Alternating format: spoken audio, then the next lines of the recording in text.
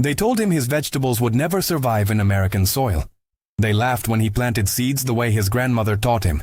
They called him the little garden boy, and made sure everyone knew he didn't belong. But what those American farmers didn't know was that this Mexican teenager carried something far more valuable than modern agricultural degrees or expensive machinery. He carried an ancient knowledge, a spiritual connection to the earth itself, and an unshakable belief that every seed deserves respect. 25 years later, those same farmers would line up outside his door, begging him to save their dying lands. And by then, his tiny 3-acre plot had transformed into the largest organic farming network in the United States, feeding millions across every major city in America. This is not just a story about vegetables. This is a story about roots, dignity, and the revolutionary power of remembering who you are. Before we dive into how one boy's humility fed an entire nation, drop a comment telling me where you're watching from. And let's celebrate the incredible diversity of this community. In the spring of 1994, something extraordinary was about to happen in the sun-scorched valleys of Central California. Though nobody recognized it yet, the American agricultural industry was at its peak of industrial confidence. Monoculture reigned supreme. Chemical fertilizers and pesticides were the gospel. Bigger was always better. Faster was always smarter. And anyone who questioned this system, anyone who whispered about older ways, simpler methods, or respect for the soil's living essence, was dismissed as a naive romantic, hopelessly out of touch with modern progress. Into this world of industrial certainty walked a 16-year-old boy named Miguel Alejandro Reyes, carrying nothing but a worn backpack, $300 his mother had sewn into his jacket lining, and the farming wisdom of 7 generations of Mexican agricultural families. Miguel had crossed the border not seeking wealth or fame, but searching for his father who had disappeared into the American farming circuit 2 years earlier. What he found instead was a battlefield of dying soil, broken spirits, and an entire system that had forgotten the first rule his grandmother ever taught him, that the earth is not something you conquer, it is something you serve. Miguel's arrival in the farming town of Kern County was marked not by fanfare but by the kind of quiet determination that makes history without announcing itself. He took a job as a day laborer at the massive Hartwell Agricultural Corporation, 6,000 acres of industrial tomatoes, lettuce, and corn, where workers were numbers and the land was merely a production platform. But Miguel saw something the supervisors didn't. He noticed how the soil, after years of chemical saturation, had lost its smell. He observed how earthworms, those essential architects of healthy earth, had virtually disappeared. He watched as farmers poured more and more synthetic nitrogen into the ground, chasing diminishing yields, locked in an expensive cycle they couldn't escape. And in the quiet moments during lunch breaks, Miguel would kneel down, run his fingers through the dirt, and whisper prayers his grandmother had taught him, ancient Aztec blessings for the soil's healing. The other workers thought he was strange. The American farmers thought he was performing some sort of superstitious ritual. None of them understood that Miguel was listening. He was communicating. He was diagnosing. The catalyst came when Miguel made a decision that would alter the trajectory of his entire life. With the $300 from his jacket lining and money saved from 8 months of grueling labor, he rented 3 acres of abandoned land on the outskirts of the farming district. The property had been used and discarded by a corporate farming operation that had extracted everything they could before. Moving on to fresh territory, the soil was classified as agriculturally dead. Even the county extension office advised Miguel that nothing would grow there without massive chemical intervention. But Miguel had different plans. He began the slow, patient work his grandmother called despertando la tierra, awakening the earth. He didn't plant crops immediately. Instead, he spent 3 months composting, introducing beneficial bacteria, cultivating worm populations, planting cover crops that would fix nitrogen naturally, and speaking to the land in his native Spanish, telling it that it was loved, that it was valued, that it would heal. His neighbors watched this bizarre ritual with a mixture of amusement and contempt. Here was this Mexican kid, barely 18, treating dirt like it had feelings, refusing to use proven modern methods, clearly doomed to failure. They had a name for him that spread quickly through the farming community. El Niño del Jardín, the little garden boy, spoken, with condescending smiles and knowing glances that said he would learn his lessons soon enough. But Miguel wasn't alone in the attention he attracted. 3 men in particular took special interest in making sure this young outsider understood his place. First was Robert Hartwell himself, the 62-year-old patriarch of Hartwell Agricultural Corporation, a third-generation industrial farmer who viewed his operation as a machine of efficiency and Miguel's approach as an insult to American Agricultural progress. Robert had built his empire on scale, speed, and science. The science of chemistry and engineering, not the folk wisdom of indigenous farming. He saw Miguel's organic methods as a direct challenge to everything he had built, a regression to primitive times that threatened to make his own high-tech, high-input farming look wasteful and outdated. Second was Dave Kushner, president of the Kern County Farm Bureau, a man whose entire identity was wrapped up in promoting conventional agriculture and who saw the growing organic movement as an existential threat to the farmers he represented. Dave had spent decades convincing farmers to embrace chemical fertilizers, GMO seeds, and industrial machinery, and he viewed people like Miguel as dangerous radicals whose success would undermine the entire economic structure of modern farming. Third was Martin Calloway, a wealthy agricultural consultant and chemist who had made millions selling synthetic fertilizer programs to large farms throughout California. Martin had authored numerous papers proving that organic farming was inefficient, idealistic, and ultimately unsustainable at scale. To Martin, Miguel represented the worst kind of threat, a living counterargument to his life's work, and Martin was determined to prove this Mexican teenager wrong before his ideas could spread. The attacks began subtle but grew increasingly vicious. Robert Hartwell made sure that none of his employees, which represented a significant portion of the local labor pool, would work for Miguel even on weekends. He spread word through the farming community that hiring out to the Mexican kid's organic fantasy would be considered a betrayal of modern American agriculture. Dave Kushner used his position at the Farm Bureau to exclude Miguel from local farmers' markets, citing technicalities about organic certification that he knew Miguel couldn't afford to obtain immediately. At a public county agricultural meeting, Dave openly mocked Miguel's methods, pointing to his small operation and declaring to the room full of established farmers, "Gentlemen, we have someone here who thinks he can feed America by talking to vegetables in Spanish. Let me know how that works out for you, son." The room erupted in laughter. That particularly cruel laughter that seeks to destroy not just an idea, but the person holding it. Martin Calloway went even further, publishing an article in the regional agricultural newsletter titled, "The Dangerous Romance of Primitive Farming," in which he didn't name Miguel directly but described uneducated immigrants bringing unscientific superstitions to American soil, arguing that such methods would lead to crop failures, economic losses, and ultimately hunger. The message was clear. Miguel needed to give up his foolish experiment, accept that he didn't understand American farming, and get back to being a laborer where he belonged. But something unexpected happened. After 6 months of patient soil restoration, Miguel planted his first crop: heirloom tomatoes, jalapenos, cilantro, squash, and other vegetables that connected to his Mexican heritage, but were also beloved by the growing Latino community in California. The seeds came from his grandmother, who had mailed them from Oaxaca in a hand-stitched cloth pouch, each variety representing generations of careful selection and preservation. Miguel planted them using techniques that seemed absurdly simple to modern farmers.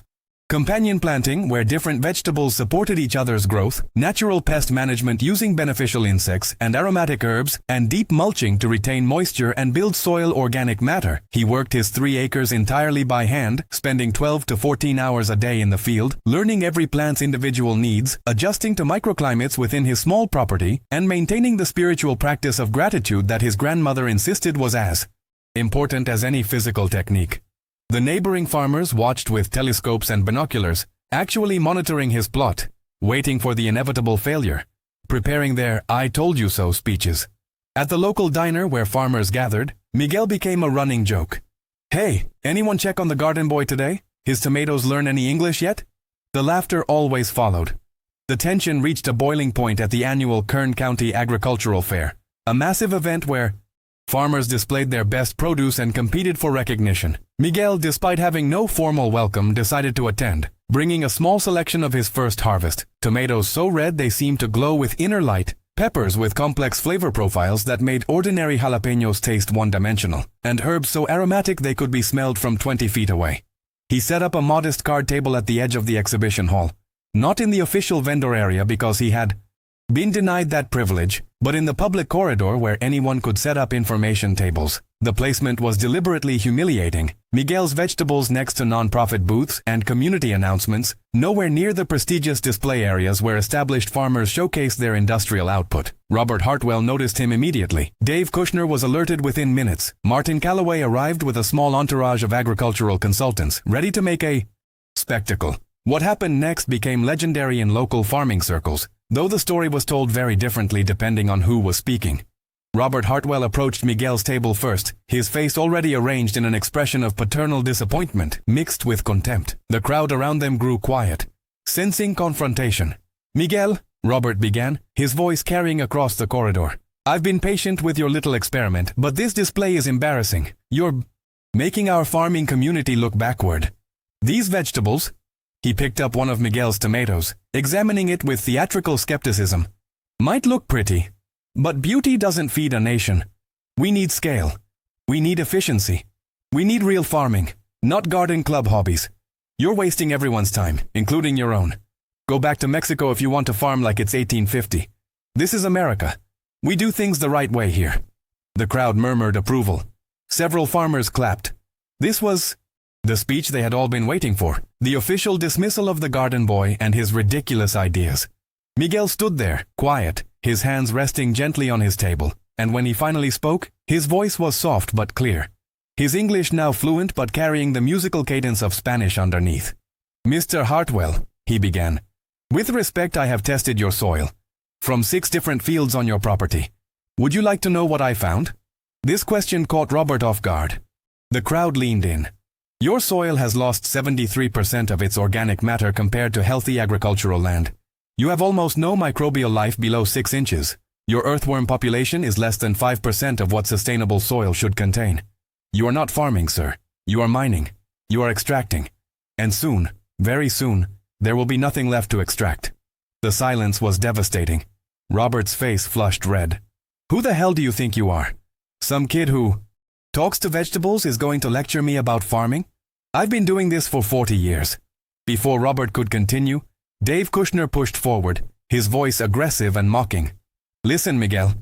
We're all very impressed that you can grow a few pretty tomatoes on your little plot. But you know what? My members, real American farmers, they feed this country. They feed the world. Your grandmother's fairy tales about respecting the earth? That's lovely for a children's book, but it's not. Agriculture. It's not business. It's not reality. You want to know why we use fertilizers and pesticides? Because they work. Because they're proven. Because they're backed by science. Real science, not folk wisdom and prayer."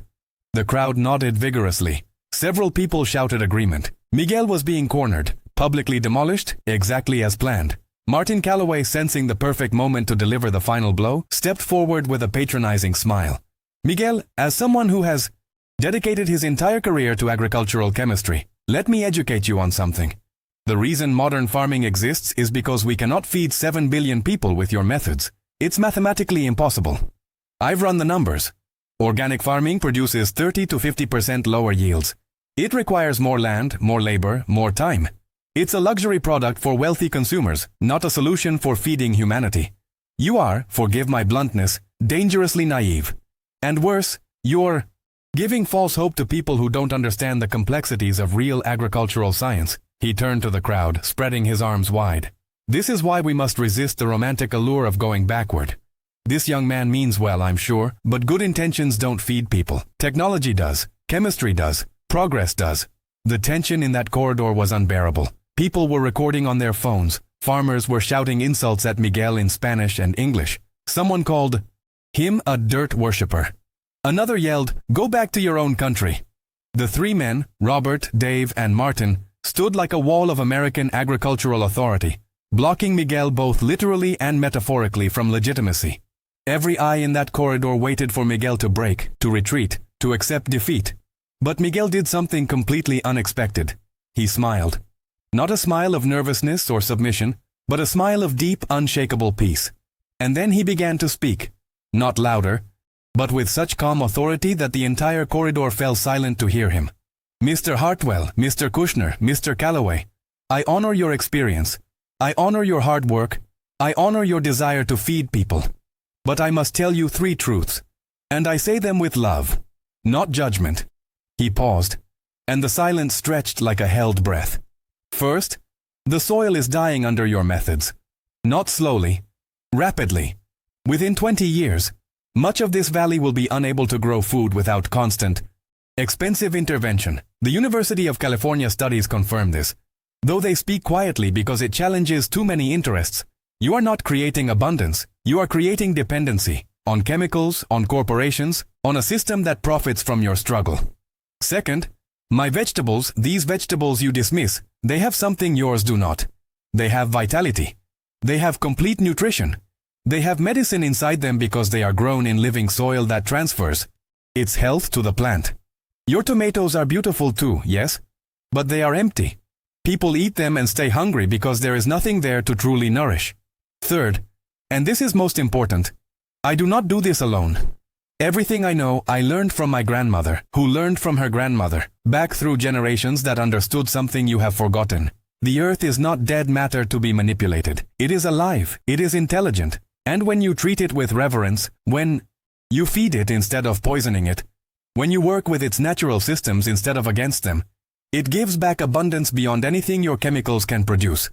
Robert Hartwell's face twisted in rage. You arrogant little... But Miguel raised his hand gently, and somehow, impossibly, Robert stopped. I know you are angry, Miguel continued, his voice still soft, but now carrying something that felt almost supernatural in its authority. I know you feel threatened, but your anger is not at me. Your anger is at the truth you already feel. You have been farming at a loss for 3 years, Mr. Hartwell. Your input costs keep rising while your yields slowly decline. You are trapped in a cycle that is destroying you financially and spiritually. Mr. Kushner, the Farm Bureau membership is declining because farmers are quitting. Not because they are weak, but because the system you promote is unsustainable. They are losing their land, losing their heritage, losing their love for farming. Mr. Calloway, your chemical programs have made you wealthy, but the farmers who use them grow poorer each year. You profit from their struggle. This is why my vegetables make you angry. Because if I am right, then the system you have built your identity upon is fundamentally flawed. The crowd's energy shifted. Some people were now looking at the 3 men with different eyes, questioning eyes. Martin Calloway, sensing he was losing control of the narrative, attacked from a different angle. Fine, Miguel, let's talk science. Show me your yields. Show me your profit margins. Show me how you can possibly scale what you do to feed cities, states, nations. You can't. It's a charming hobby farm, nothing more. Miguel nodded slowly. You want to see scale? You want to see yields? Let me show you something. He pulled out a worn notebook from his bag, filled with meticulous handwriting and soil test results. My 3 acres in their first full season, using no chemical inputs, no synthetic fertilizers, no pesticides, produced 23,500 pounds of vegetables. This is with hand labor only. Mr. Hartwell, your comparable 3 acres, I checked the county reports, produced 19,000 pounds of tomatoes alone. But at what cost? You spent $8,000 per acre on inputs. I spent $400. Your tomatoes sold wholesale for 90 cents per pound. Mine sold direct to restaurants and families for $4 per pound because chefs recognized something different, something real. Your profit per acre was $200. Mine was $21,000. This is not a hobby. This is the future of farming, if we are brave enough to remember the past. The numbers hung in the air like an accusation. People began pulling out phones, doing quick calculations, whispering to each other. Dave Kushner tried to recover. That's impossible. You're lying. There's no way. But Miguel simply opened his notebook to a page and handed it to a nearby farmer. Here are my harvest logs. Here are my sales receipts. Here is the contact information for every restaurant and family I sell to. Call them. Verify. I do not speak in theories, gentlemen. I speak in vegetables. I speak in soil. I speak in profit. The farmer examining the notebook looked up, his expression stunned. These numbers, if these are real? He showed the notebook to the person next to him. It began to circulate through the crowd. Robert Hartwell's face had gone from red to pale. The foundation of his certainty was cracking. But Miguel wasn't finished. This was where the first layer of revelation struck like lightning. There is something else you should know, Miguel said, his voice now carrying a different quality, something that felt like controlled power waiting to be unleashed. When I first arrived in this valley, I was looking for my father. I never found him. What I discovered instead was that my family has deeper roots in this soil than any of you know. My grandmother's grandmother, Esperanza Reyes, was born in California in 1898, when this land was still Mexico in living memory. Her family farmed in these valleys for generations before the borders changed, before industrial agriculture arrived. The techniques I use are not foreign, they are native. More native than anything you call modern American farming. I am not bringing something from Mexico. I am remembering what California forgot. The revelation landed like a physical blow. The narrative that Miguel was an outsider imposing foreign methods suddenly collapsed. He was reclaiming ancestral knowledge from the very soil his family had once tended. The second revelation came seconds later, and it shattered what remained of the antagonist's position. Mr. Calloway, you mentioned that organic farming cannot scale. I want you to meet someone. Miguel gestured toward the entrance of the corridor, where an elderly woman in professional attire had just arrived, accompanied by two younger people in business suits. The crowd parted. The woman approached with a warm smile, and Miguel embraced her respectfully. This is Dr. Patricia Alonso, Director of Agricultural Sustainability for the University of California System. She has been quietly monitoring my farm for the past 18 months as part of a long-term study on regenerative agriculture. Dr. Alonso, would you share what you found? The distinguished professor, a woman whose credentials in agricultural science were beyond dispute, turned to address the crowd with academic precision. I have spent 40 years studying farming systems around the world. Miguel's operation represents the most successful restoration of degraded soil I have ever documented. His yield numbers are accurate and replicable. More importantly, his soil carbon sequestration rates are so high that his farm is actually reversing climate change at a local level. The university is preparing a major research paper on his methods, and we are not alone in our interest. She gestured to the two people with her. These representatives are from Whole Foods Market and the Chipotle Corporation. Both companies are currently negotiating contracts with Miguel to supply their regional operations with produce grown using his methods. We are discussing an expansion program that would train other farmers, provide transition support, and create what could become the largest organic farming network in the state, potentially in the nation, all based on the techniques this young man has preserved and adapted. The corridor erupted. Farmers were shouting questions. Robert Hartwell looked like he might faint. Dave Kushner was frozen in disbelief. Martin Calloway's face had drained of all color. Everything they had built their attack upon, that Miguel was insignificant, unscientific, incapable of scale, that his methods were primitive and unprofitable, all of it had just been obliterated by institutional validation from the highest levels of agricultural authority. But there was one more revelation, the deepest one. The one that would transform this confrontation from a mere battle over farming methods into something profoundly human. Miguel turned back to the three men, and his voice became tender, almost intimate. Mr. Hartwell, Mr. Kushner, Mr. Calloway, there is something I must tell you, and I say it with no desire to hurt, only to heal. I know why you are so threatened by what I do. It is not really about farming. It is about identity. It is about the story you tell yourselves about who you are and what you have built. Mr. Hartwell, your grandfather lost his farm in the Depression, and your father rebuilt it through industrial methods that represented survival and progress. To question those methods feels like betraying your family legacy. Mr. Kushner, you grew up poor, and the Farm Bureau gave you status, respect, a voice in the community. If the farming system you represent is flawed, who are you? Mr. Calloway, you came from nothing, built your business on the promise that chemistry could solve agriculture.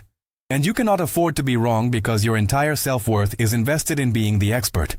I see you. I understand you. And I tell you with all my heart, your worth is not determined by whether organic or conventional farming wins some imaginary war. Your worth is inherent. You are valuable because you are human, because you have tried to do good with what you knew.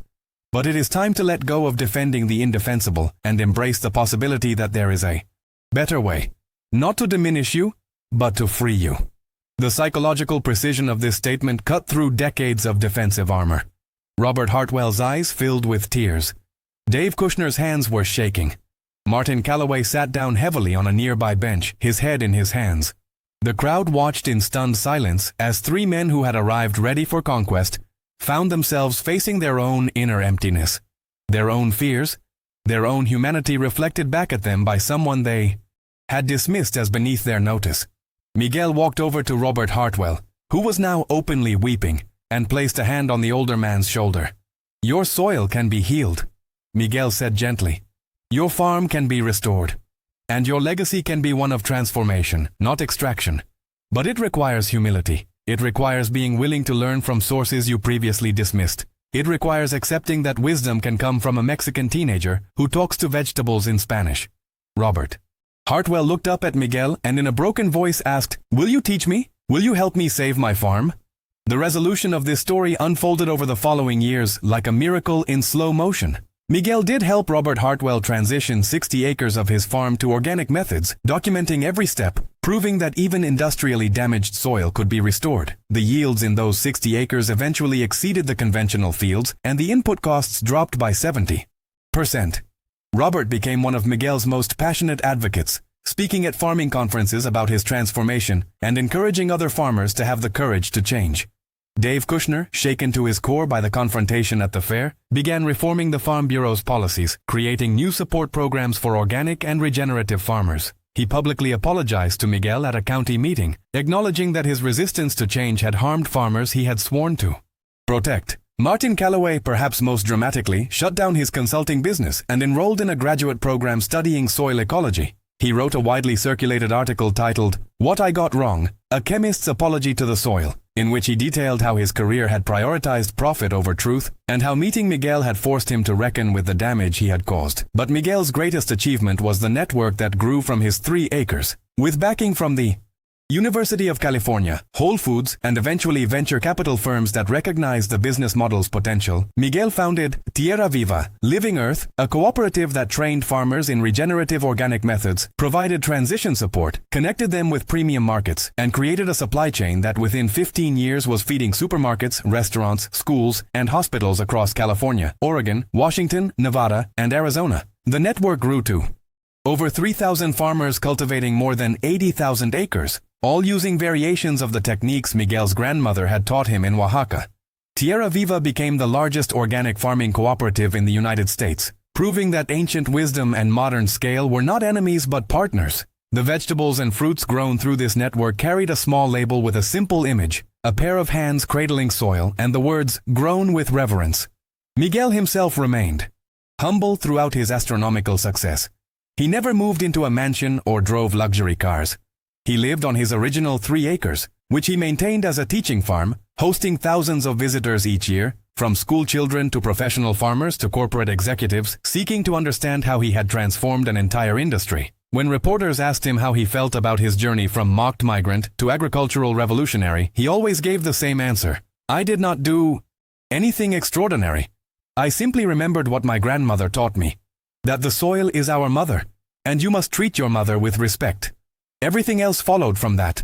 His speeches at conferences became legendary, not for their technical complexity but for their moral clarity. He would stand in front of rooms full of powerful people and remind them that every bite of food comes from soil, that soil is created by billions of living organisms working in cooperation, and that any farming system that kills those organisms is ultimately a system of death, not life.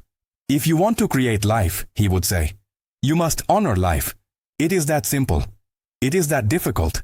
The story of Miguel Alejandro Reyes is a story about more than farming. It is a story about what happens when humility meets wisdom, when ancient knowledge encounters modern challenges, when one person's unshakable faith in fundamental truths refuses to be silenced by the arrogance of institutions. It is a story about soil, yes, but soil as a metaphor for everything we have forgotten in our rush toward progress. We have forgotten that faster is not always better. We have forgotten that bigger is not always stronger. We have forgotten that the old ways survived for thousands of years because they worked, because they were sustainable, because they were in harmony with the living systems that make all life possible. Miguel didn't just bring organic farming to America. He brought a philosophy, a worldview, a spiritual framework that recognized the sacred in the mundane, the extraordinary in the ordinary, the miracle in the seed. He proved that Mexican roots, literal and metaphorical, could feed an entire nation. He proved that the boy they called El Niño del Jardín understood something about American soil that American farmers had forgotten. He proved that compassion is stronger than contempt, that patience is more powerful than force, and that the deepest form of patriotism is protecting the land itself. If this story moved you, if it challenged you, if it reminded you that real transformation begins with humility and reverence, then do me a favor. Hit that like button, not just for the algorithm, but as a commitment to remembering what matters. Drop a comment sharing your own experience with gardening, farming, or any moment when you discovered that wisdom was hiding in unexpected places.